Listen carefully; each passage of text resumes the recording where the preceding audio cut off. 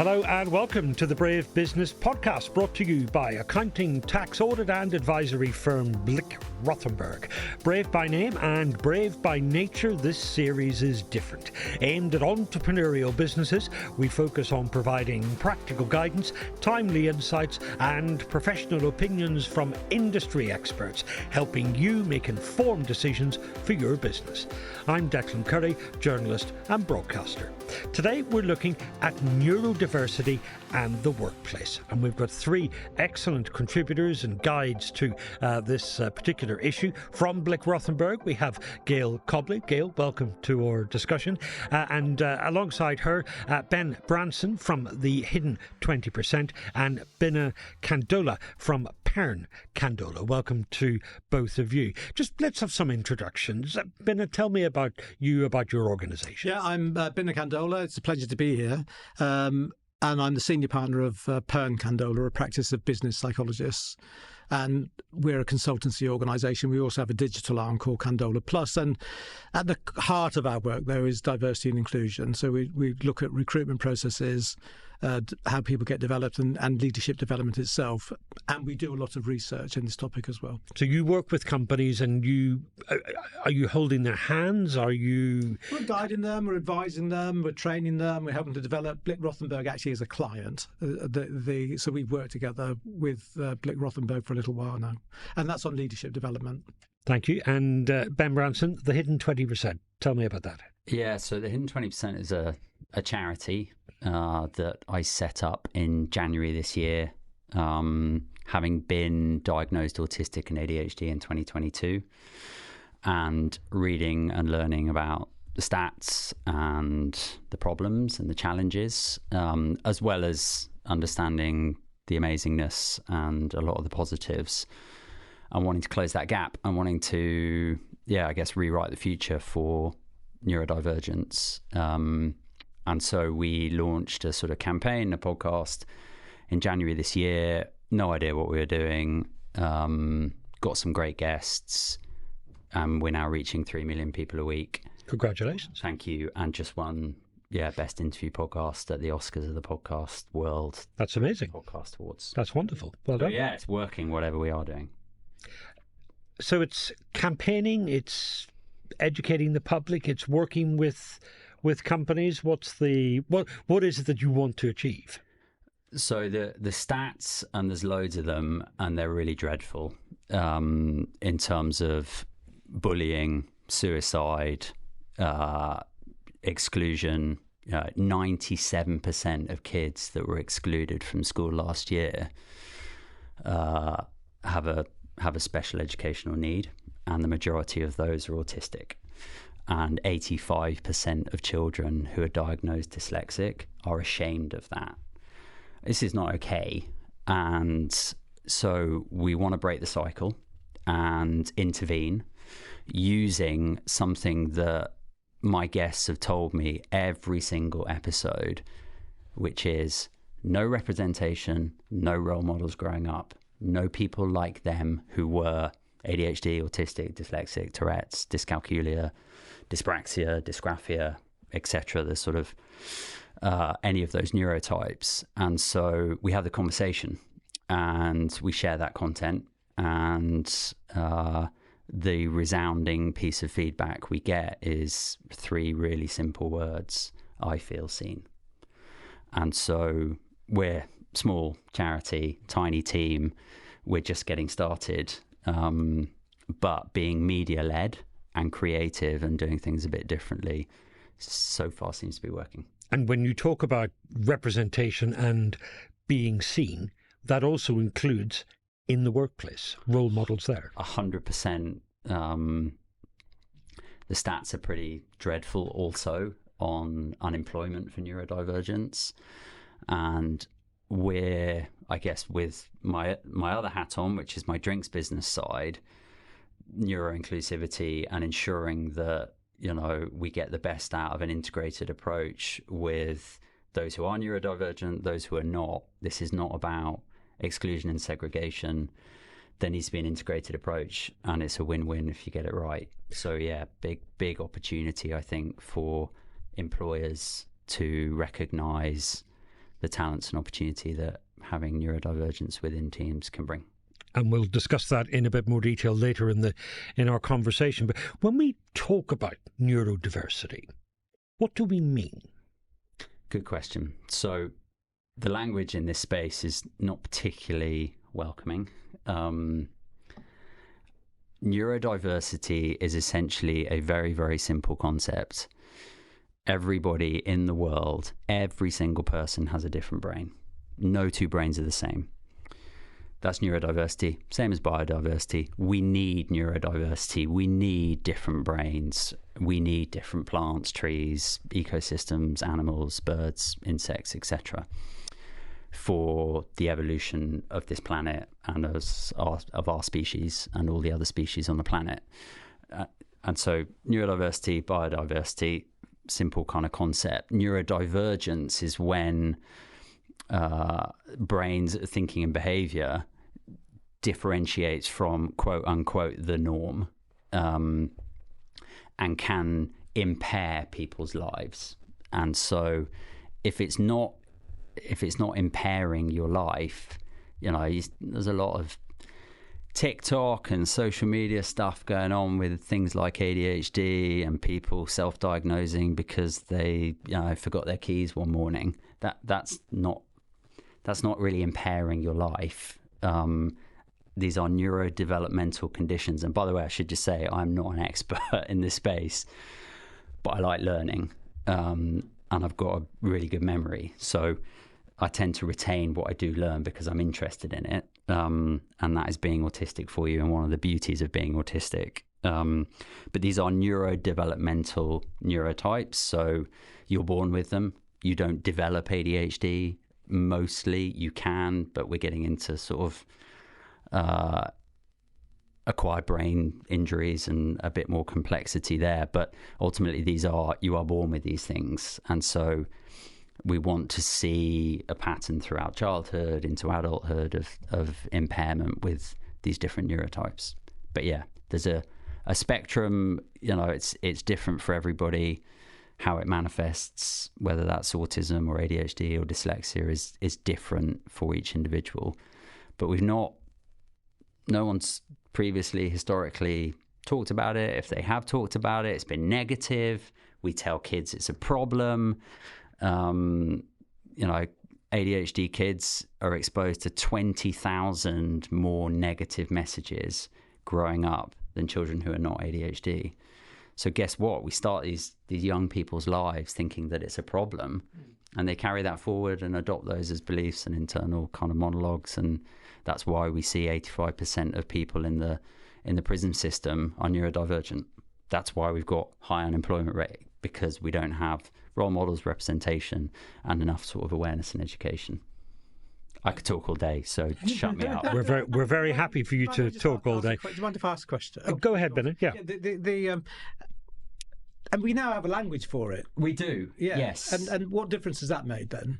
Can I just say, we didn't have a language before? Well, not like this. No. Yeah. No, we didn't. It was ADHD was young naughty boys. Exactly. Yeah. We just a weird. Yeah. Or the strange uncle or something like that. Exactly. Yeah. It was only one-sided, and then it was, and I was guilty of this. 2022, I thought autistic people were just those weird uncles or weird people. ADHD you could only have if you were a young boy. I mean, we genuinely believed, and I'm talking about like the world of psychiatry and professors and experts, that you got to your 16th birthday as a boy with ADHD, and then ta-da, it's gone.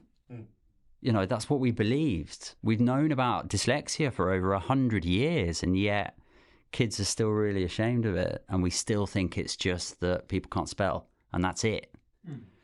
So yeah, there is more language, and there is more conversations about it. That was Ben talking. It was Binna asking the question, and you also heard from Gail in that discussion as well. And Gail, in the context of Blick Rothenberg, Yes. neurodiversity at work means what? So we collect data on our people if they want to disclose it. So we have asked our people, that's around 700 people, do they have a disability? And 10% of our people have said yes, they do, and 4% of our people say that they are neurodivergent. We think there's probably more, just because people are, either don't want to say, or they're not diagnosed, or they're not sure, or that they're just uncomfortable about things. So, there is a lot of it, in our workplace, as in every workplace, as you and I discussed, Binna. So, for us, we need to just make sure that we're doing the right things for those people.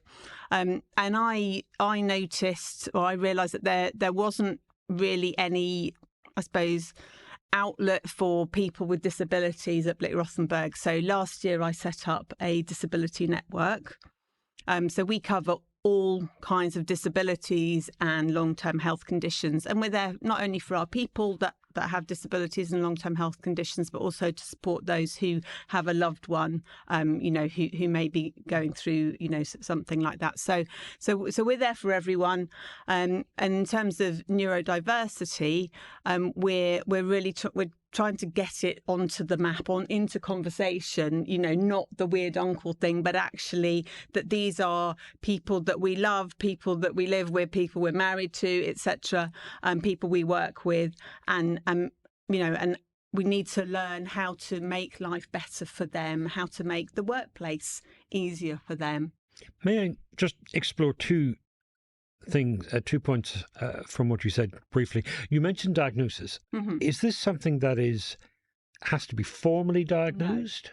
No, not at all. Absolutely not. So we've recently established a written reasonable adjustments policy. We did always have a reasonable adjustments policy, but we've now actually put a written one in place for our people managers and for our people as well who might need to seek reasonable adjustments. And we do not expect people to have a diagnosis at all. They are a reasonable adjustment means what? So it's any kind of adjustment that you might need in the workplace to be able to fulfill your role. So that could mean particular software if you're dyslexic. It could mean having noise cancelling headphones if you don't, if you're sensitive to noise, having quiet spaces, flexible working so that you can work at particular times of the day that suit you better. It could mean, working from home more because you need that quiet space or you need that time. Having time out, for example. So we have 2 wellbeing rooms that people can go and take, a quiet moment in if they want to. If things are getting if they're having a bit of sensory overload or something like that, they can go in and spend time in the wellbeing rooms and just have a bit of peace and quiet to themselves. So. The other thing was the description of it as a disability. Well, I suppose that's where we're on with the language. I suppose technically it counts as a disability. If you go to university and you have a neurodiverse condition, you get disabled students allowance and so on. So I suppose the term is a disability. Right. Ben, that's not a controversial use of language or anything. This is 2 words are kind of hot topics, I guess, in terms of 3. The word disorder is a pretty heated word, specifically with, I guess, autism and ADHD, because they both have those in their kind of acronyms and definitions. Disability is the other one. If I was going to university now, I would want to make use of the allowances and the adjustments, but I do not see myself as disabled, and so that's a tricky one. And then the other one is the superpower word, which is another very loaded phrase, which my view, it's not a superpower to me being neurodivergent. I got skills, I got challenges, sure. This might be a phrase that people use in an attempt to be well-meaning. Yeah, we've adopted it from what we show kids and grow up watching superheroes, Rain Man and things like that, and some of the savant sort of gifted side. and each to their own. And so I guess our view from the hidden 20% is, if you think that your neurodivergence is a superpower, that's what you think, go for it. Happy days, like that's how you interpret it. But please don't say to everybody that it's their superpower, because there's too many people struggling where that is the last thing it feels like. Gail, just to say that this isn't an attempt to try to start an argument or anything. It's just I'm conscious that when we talk about human development and we talked about language and how that's evolved, that's a continuing process, that the language evolves. Absolutely. Absolutely. Yep. I think it's fair to say as well, isn't it, when it comes to language about disability, the kind of you do get 2 points of view on this. That some people say it's definitely not a disability, stop referring to that, and then you'll actually get other people kind of say, no, it is a disability, and we need to have it kind of recognised as that. So, and I suppose in the corporate structure that might be helpful, because it then triggers certain actions or certain consequences. Yeah, absolutely. And then it also has the drawback, of course, of actually kind of labelling a label which is stigmatised. And the once it's late, and I think you're absolutely right. The language is evolving, but the identity of disabled actually has a lot of negative characteristics associated with that. So I can understand why people go, I don't want it applied to me. On the other hand, it gets this recognition that actually I am different, and it's that difference that people want to get across, isn't it? Where this is relevant is in terms of the conversation that you have with the companies that you advise and that you work with. Yeah. And if they come to you and they say, we're starting from scratch here, we don't know what we should be aware of, we don't know what it is that we should be doing, what we should be thinking, how do you guide them through that? We've got people who are more expert in this in the business, but we did do some research earlier this year. We published it earlier this year, and some of the things we can do are actually incredibly straightforward. So we were looking at, one of the things we were looking at was recruitment processes, and you know, as Gail and Ben have already said, actually the number of people who are neurodivergent or unemployed is actually very high, and when we asked the sample of 600 people, just over 600 people, about the fairness of selection processes, only 18%, so less than a fifth of them, thought that selection processes in organisations were fair. But they were also making decisions about the organisations they would choose to apply to. And it was based on things like, so who would you apply to as an organisation? And the thing that came out top was that they mentioned neurodiversity. I mean, that's it. I mean, it wasn't like that simple. Just mentioned it. Just mentioned. If you go into their website and they talk about neurodiversity, neurodivergence, just mention it. But beyond that, if they didn't mention neurodiversity, so they mention inclusion. So it kind of gives you a signal. This is an organisation which is interested in this, and I'm probably likely to fit in here. And Ben, this matters because... This matters because people want to feel safe, and most people don't disclose. It's not a legal requirement to disclose neurodivergence to an employer, potential employer. And it's sad that so many people... I think Birkbeck I think they've just released a new study actually on neurodiversity in the workplace as well. But I think I read one last year that was like 50% of employees don't want to disclose because they're worried about the repercussions. Will they get considered for a promotion? Will they, get othered? Will they, get more? Will they get any adjustments? Will they get negative feedback? And so, actually, it's trying to create some sense of safety that the company that you work for or the company that you're joining or want to join even on this basic level, knows about it. And like you said, Binna, just mentioning it on the website is a huge signal that means if I was going for a job and I actually preferred it to be a remote interview, or I asked for the questions ahead of time, because that would help me prepare. If you know you're applying to an organisation that has an understanding of neurodiversity, these won't seem like kind of comments or questions that could put you out of the running.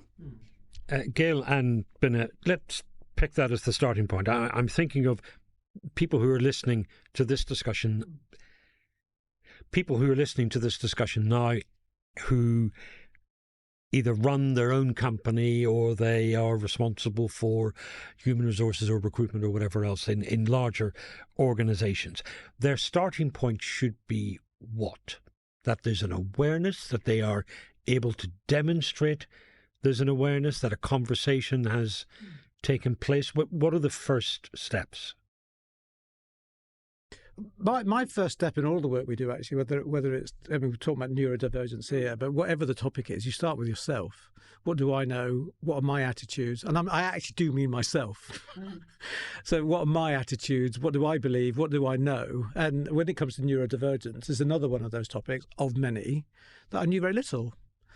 So rather than telling other people this is what you should be doing, I thought actually I need to start exploring this, which is actually part of the reason why we did the research. So start with yourself. What do you know? What do you know about the language? What do you know about these different kind of identities that people are now talking about? And bearing in mind that one fifth of the world's population are neurodivergent. We're not talking about a small number of people here either. So a fifth of our workforces will be, a fifth of our applicants will be, maybe more because more are unemployed. And so if we want to get the best from our people, I think it's incumbent on us to just kind of examine our own attitudes, our own knowledge, our own awareness, and then kind of move from that point out.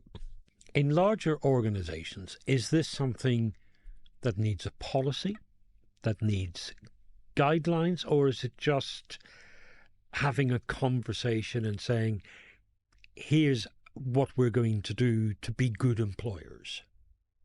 It's really up to you. I mean, two things that I can talk about that we've done at Blick Rothenberg is, firstly, we've joined the Business Disability Forum. There's that word again, disability. But they give us advice. Everyone in our firm is allowed to access the advice that they've got. They have a helpline. They have a lot of resources, both for people and for the people managers, and they advise us on all sorts of aspects, whether that is recruitment or how we go about our day-to-day work. And they assisted us with our reasonable adjustments policy as well. So that was one thing we have access to a huge amount of resources there, and I think that's really important, because if we do have a question about are we being fair on recruitment or that sort of thing, we can go to them and make sure that we are being compliant, being fair, all those things. And another thing that we're looking at is the Disability Confidence Scheme. So that's a government scheme with different levels. And, one of the first steps in that is checking that you are actually being fair in your recruitment. So whether it's putting onto your job ads that, if people need adjustments, they can have them, or it's just, or offering, roles, internships or work placements to people with disabilities. There's all sorts of things that you can do as part of that, and I think these things will all make the workplace more inclusive, will make recruitment more inclusive, and I just cannot emphasize how important that is to have. Is that applicable to smaller and medium-sized businesses as well? Anyone can look at the Disability Confidence Scheme, and can see whether or not it's, in some cases it's really there's not a lot that you actually have to do, but it's having spoken to people, particularly neurodivergent people, but other people, they look to see does like you were saying about the looking on people's websites. Another thing people do is they look on job ads to see whether there's anything there about adjustments or about disability confident and that sort of thing. And they might not even apply for a job somewhere that doesn't have those things. Sure, but how do we make sure this isn't just an exercise in using magic words in recruitment ads without anything actually fundamentally behind it? I think leaders have to be accountable. Anyone that's involved in recruitment has to be accountable as well. And we're rolling out a sort of people manager training across Blick Rothenberg over the next couple of years, like a sort of full training program. And as part of that, we will be training people on making sure that they are aware of and understand disability and other conditions, making sure that, they understand about recruitment and making that fair. So, that's our responsibility. Obviously, in smaller firms, it's probably on a much smaller scale and much harder to do. But certainly, at Blick Rothenberg, we will hold ourselves accountable to doing all those things. But then, of course, in smaller firms, sometimes the personal connections are a lot closer. Yeah, well, actually, there is and I think you're right, Declan. We know our people, and actually, we should be more comfortable kind of talking to our people about these things. And you don't necessarily have to kind of find out whether a person is neurodivergent or not. They may not know. I mean, you said it was 2 years ago that it was for you, Ben. But just listening to people about the way that they like to work, whether they have an identity or not, is kind of irrelevant, or whether they've shared that identity with that is kind of irrelevant. And they're going to say, you know what, occasionally I would prefer to work from home. I would rather have we've had this meeting, I'd like to have a break. So listening to those needs, and you don't actually need to tell people, well, if you know that identity, you don't need to share it with people. But interestingly, the Gail's point about adjustments and asking for an adjustment, nearly half of the people in our survey said they were very uncomfortable about letting people know about an adjustment they wanted to make. And bear in mind that these adjustments are like, can I work from home occasionally? Can I have a break? Because they thought it would disadvantage them, or because they thought they didn't want to be seen to be asking for what they might regard as special treatment. It was the first one, actually. They were concerned about the bias and discrimination they made. You mentioned the word. I'm sure as you had mentioned the word stigma earlier. It's that by asking for a reasonable adjustment, you then ask, maybe. Why would you want this? Well.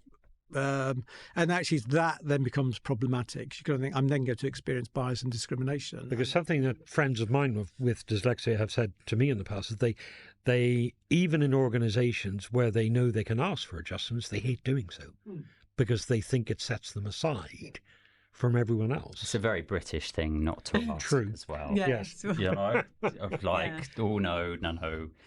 make a fuss. I think the one thing that we've got to be really careful of is this isn't about separating out. This isn't about kind of, we've got to do a whole load of work and spend loads of money and do loads of stuff just for, let's say, 20% of our organisation. I think if everybody who is applying for a job knew the process and the timings, for example, that's a good thing. That's something that all applicants would want to know. But for someone who's neurodivergent, could be the difference between them applying or not. And when you have, and this is, I think, an area, we've talked a lot about the challenges, and obviously there's loads of stigma and shame associated with all this. I think the one thing I would say is that from a competitive advantage point of view for business, if you are not employing neurodivergent people, then that is a real problem, because the skills that can be brought by anything from pattern seeking for dyslexics who are brilliant big picture thinkers to data and detail and minutiae from autistics to creativity, imagination, or multitasking from ADHDers. There is loads of competitive advantage that can come from having a workforce that is neurodiverse in its entirety. Not all neurodivergent, but celebrates great brains and different thoughts. In competitive markets, when you need to think differently, some of the world's most amazing inventions and contributions to society have come from brains that are really different. So how do we make that message really ring home in business, so that the focus is on that, on the competitive advantage, rather than, we've got to do this, this and this? Role models and representation. And I think, whether it's the Steve Jobs examples or the brilliant entrepreneurs that have been brilliant in business, or it's about celebrating some of the unsung heroes within the world of business. They might not all be founders and entrepreneurs, but just great business leaders. I think it's about, if they're alive, them speaking up and setting an example for their organization and for other people. Because, as Binna said, it's 20%. This is 1.6 billion people on the planet. This is not a small number.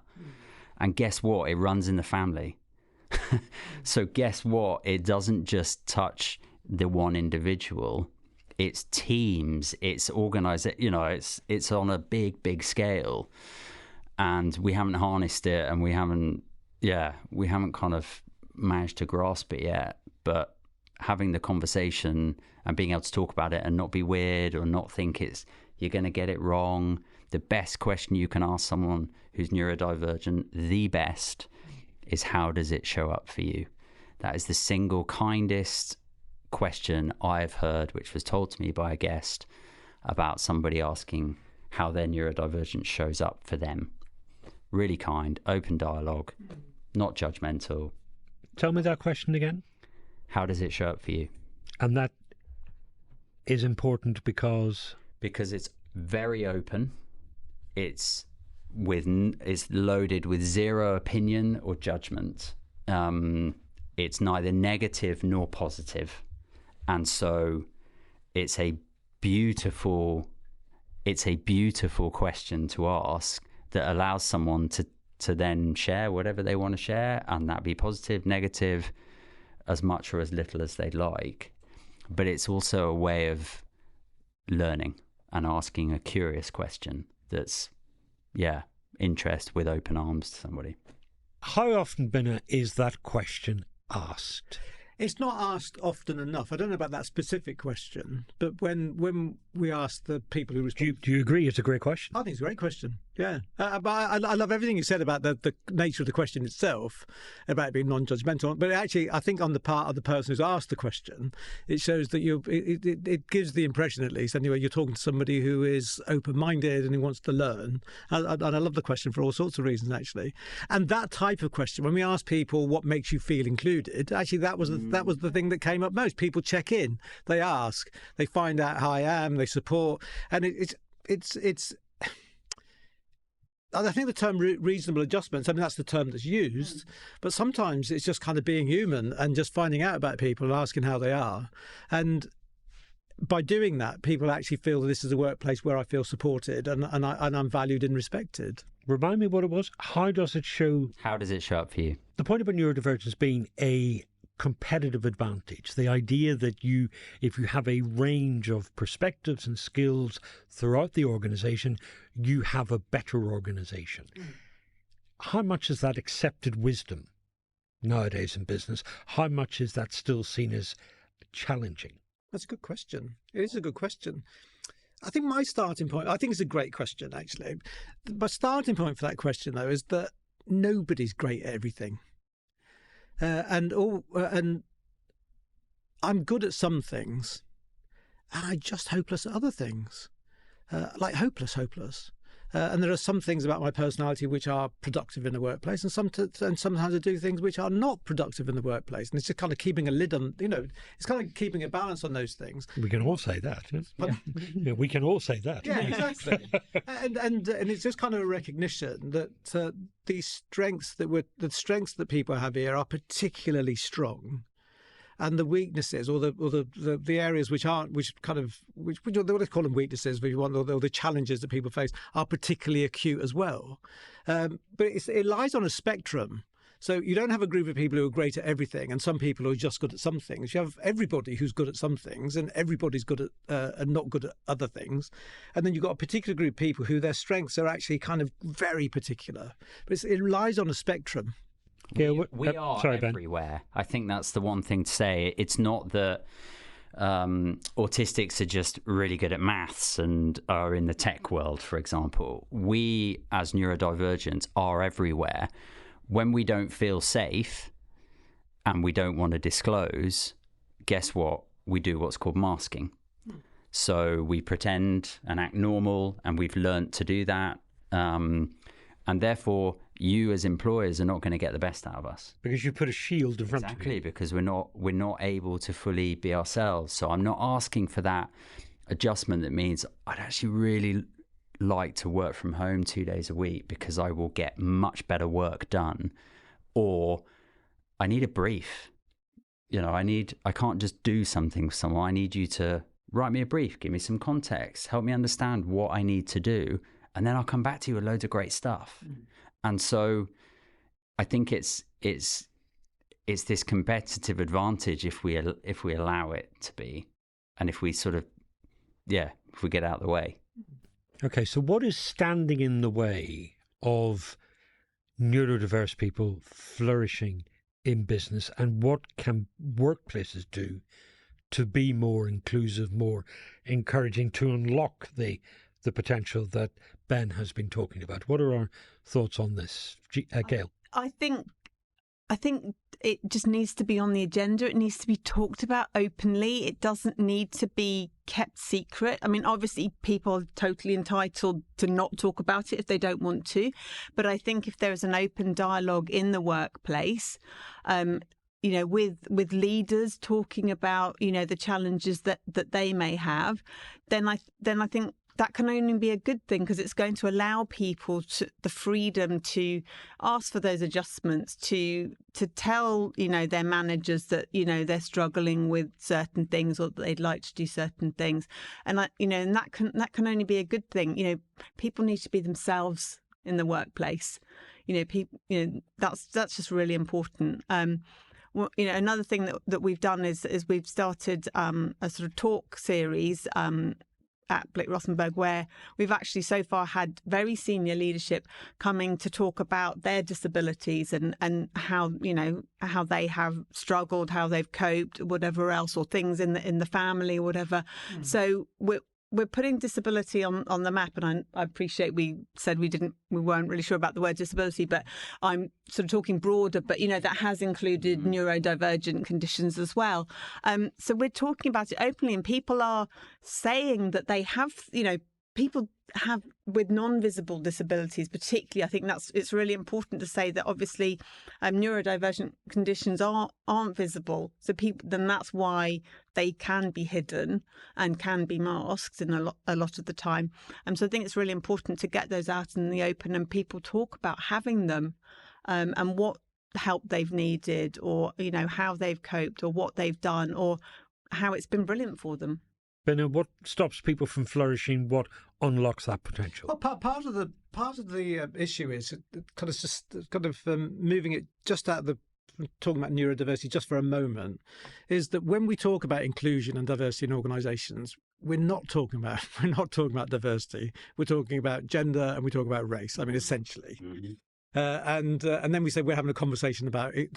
We're not. And that's part of the reason why we do all this research. Actually, it's there are lots of ways in which people feel excluded. So one of the things that we can do in organisations is actually carry on talking about race and gender, obviously, but just make sure that we talk about other stuff too. And people do appreciate that. People do notice if you kind of say, well, actually, yeah, we want people to feel authentic and bring their best selves to the world, all that kind of stuff.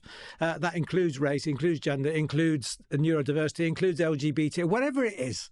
So that the leaders actually start educating themselves, so they can just talk about these things, but a reference to these things actually makes it clear where this organisation is when it talks about diversity. And for leaders who might think, and I'm sure they do exist, look, I'm too busy just trying to make sure we meet our sales target or we keep our profit margin up. I haven't got the time to talk about all these issues. What do we say to them? It's not about talking about those issues. It's about referring to it every now and then. It doesn't when you're talking about this, and you're talking about it, we're So I'm the senior leader. For the sake of argument, I'm the senior leader. You are the recruiters. Okay, well, this is the person we're looking for. You ready with that? You okay with that? Okay, just make sure it's fair. All right. Make sure that everybody we get the best talent coming to this organisation. Okay, see you later. I mean, that's it. And actually, research has shown that if you state it as a purpose, that the objective is to select the best person, but it's also to do it fairly, that actually reduces some of the biases that are shown in the selection process. That didn't take me a second. And those that might say or think, oh, what now? We didn't have this when I was starting out, when I was a lad. Yeah, well, we had something else when we were lads. There are all sorts of things, and actually, each successive generation is more inclusive than the one that went ahead of it. Until they're not, of course. Yes, until they're not. Yeah. But we are more inclusive. Well, there's all different ages on here, but you are all more inclusive than me because I'm older than you, but then the people that were joining our organisations today are more inclusive than you are, and me. And so we just got to recognise this thing is moving in a very positive direction. But as inclusive as I am, I'm not as inclusive as the generation that's followed me. And that's of broader importance in business, because we're now looking at workplaces that have anything up to 5 different generations in them as we work longer and longer in life. So it's quite the management sort of challenge and opportunity as well. The only thing just to add on that, Declan, is yes, there's a senior leadership responsibility. Of course there is, as there is for across the whole business responsibility. But there is a bottom up piece here, and the young people, the 20 to 24-year-olds that we've had on the podcast. My God, they are so wise. They are so self-aware, and they are so, in the nicest, most wonderful possible way, this is me. And every time I talk to them, and they're actors and they're musicians, every time I talk to them and we have them on the show, I feel really hopeful and I feel really optimistic. Because these are the people that are joining our workforce. These are the people, that generation that are coming through, and they will be themselves. And we shouldn't generalize completely. In every generation, there are people who are kind and there are people who are not kind. Yes, agree. And just because we're all a bit older doesn't mean we're not kind or curious. But I do think there is a groundswell of younger people coming through where things like gender and race, is more like, well, of course. Are you kidding me? Yeah. Are you kidding me? It used to be like that. A sense that, of course, this is part of the conversation in the workplace, whereas perhaps in years gone by, people might not have wanted to have the conversation because of the risk of stigmatization or anything else. Yeah. So and this is my biased point of view, it's all going to happen. It's all going to go the right way. The question is, I guess, for employers, do you want to get on board with that now, or do you want to wait and be left behind? Could I just pick up on something that Ben mentioned earlier about masking? Because that turned out to be a big issue in the research that we did. And something like 2/3 of people said that they were masking. By masking, you mean putting up a shield, putting up defences, pretending to be something that you're not. Yeah. In the jargon, it'd be neurotypical. So I'm the norm. I'm like everybody else. And some people said it had no impact on them, but that was kind of lower down the list. But the biggest impact of masking was just exhaustion and tiredness. And as some people said, that this constant effort to kind of not be myself in the workplace is actually leading to a reduction in their mental health. And Ben and Gail actually say, in our workplaces, there will be people who are neurodivergent, but they're actually just trying so hard to have this facade.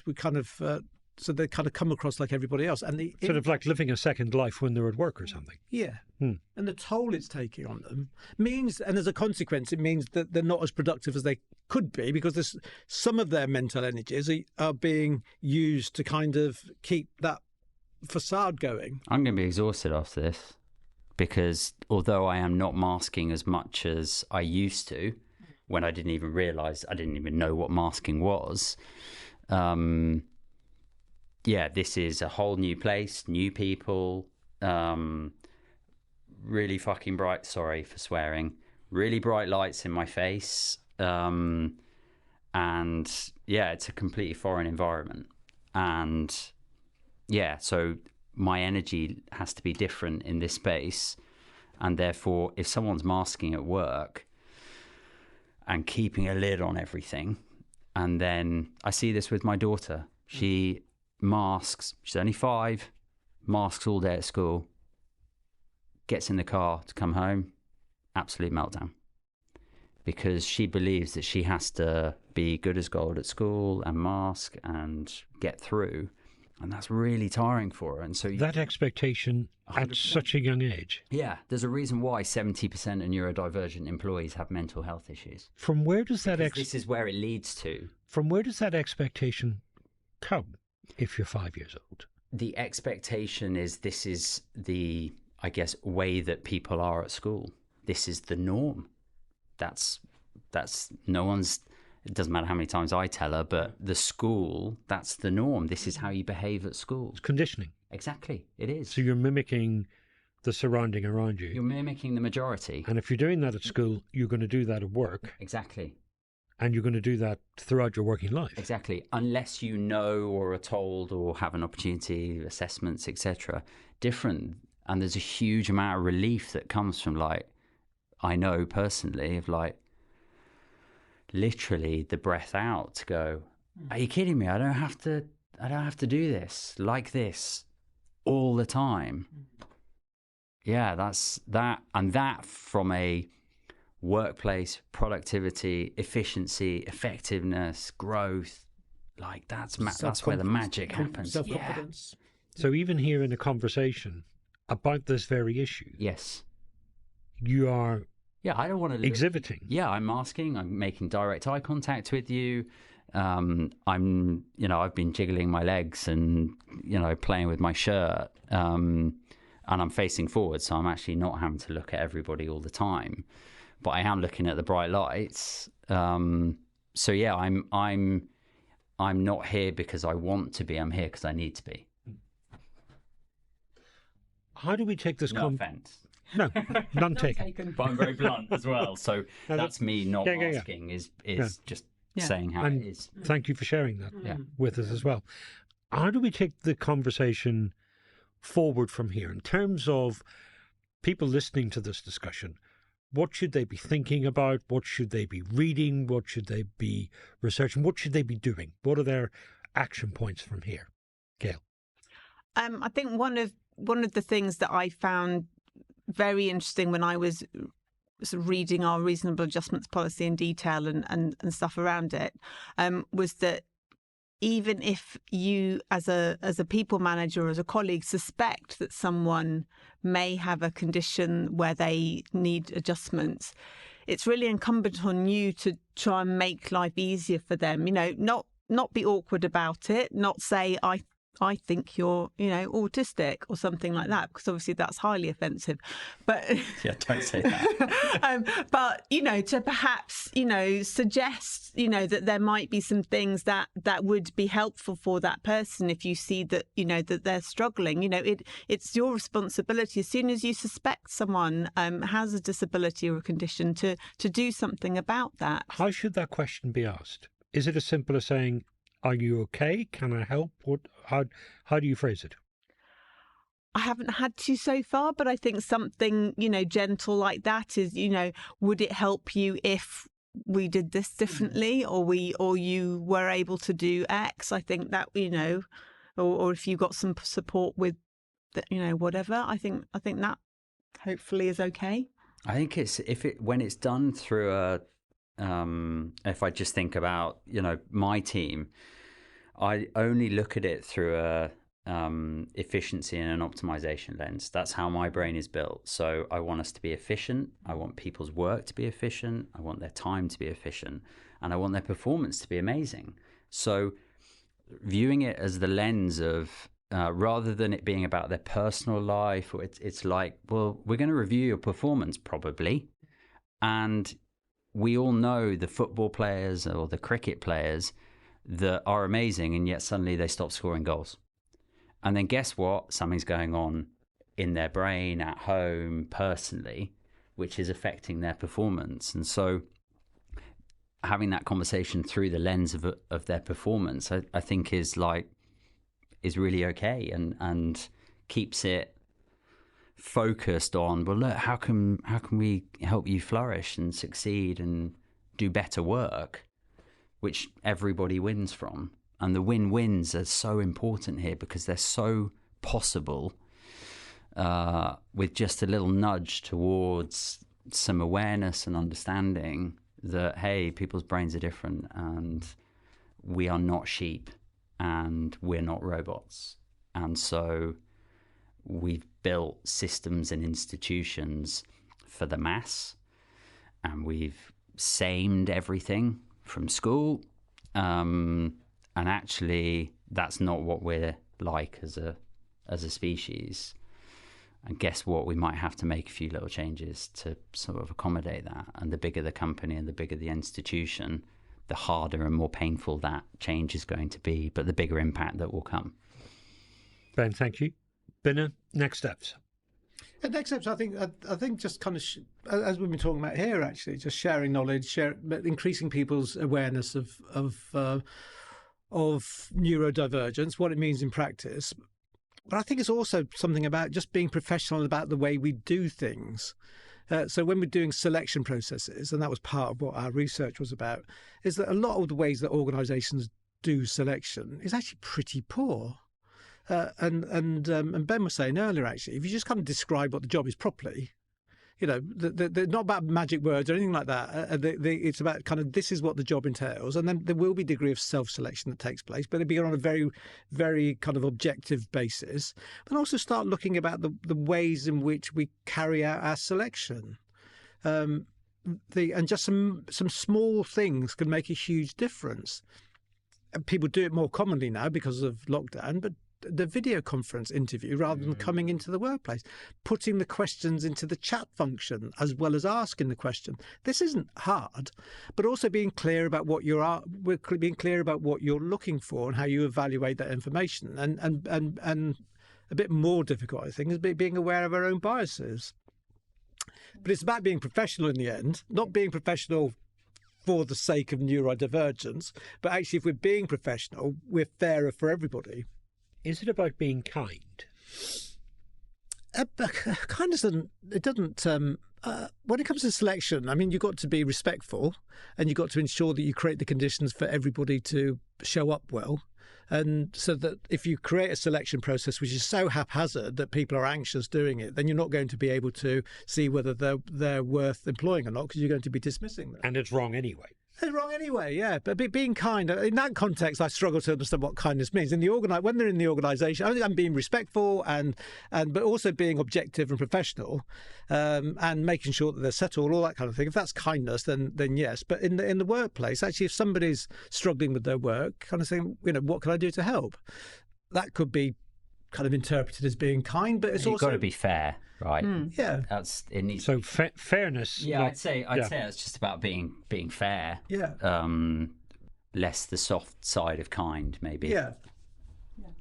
Binna, you've mentioned your research. Where can people find that? You can find it on our website, the Pearn Kandola website. And Ben, where can people find out more about the hidden 20%?